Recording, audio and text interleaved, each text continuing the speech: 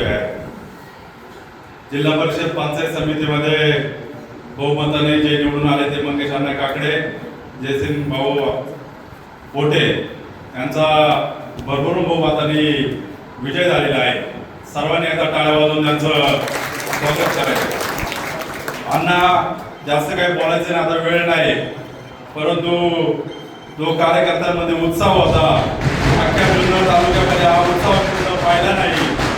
कारण भूतोला भविष्य या पिंपळवाडीमध्ये अशी भव्य दिव्य अशी मिरवणूक आज आम्हाला तुमच्या रूपाने पाहायला मिळाली आणि इथून पुढे तुमची जबाबदारी खऱ्या अर्थाने मोठ्या प्रमाणात वाढलेली आहे। आता विकासाची गंगा या पिंपळवाडी आणि जिल्हा परिषद गटामध्ये वाहणार आहे।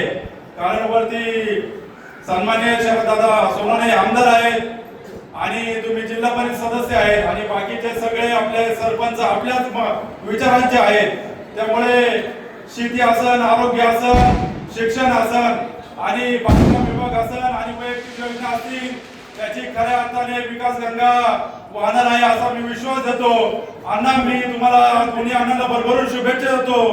अण्णा एवढे सुस्वभावी आणि सरळ मार्गी माणूस आहे, एवढा सुस्वभावी जिल्हा परिषद सदस्य मिळणे आणि पंचायत समिती सदस्य मिळणे हे आळे पिंपळवाडीचं भाग्य आहे। अण्णा मी तुम्हाला खूप खूप शुभेच्छा देतो। तुम्ही सगळ्यांची कामं जितक्या झटकेने होता येतील प्रत्येक याच्यामध्ये आरोग्य, शिक्षण, शेती प्रत्येक विभागामध्ये काम करा आणि या मतदारसंघाचा विकास असा काही करा का पुणे जिल्ह्यामध्ये आळे पिंपळवाडीचं नाव एक वेगळी ओळख तुमच्या रूपाने झाली पाहिजे। जय हिंद, जय महाराष्ट्र।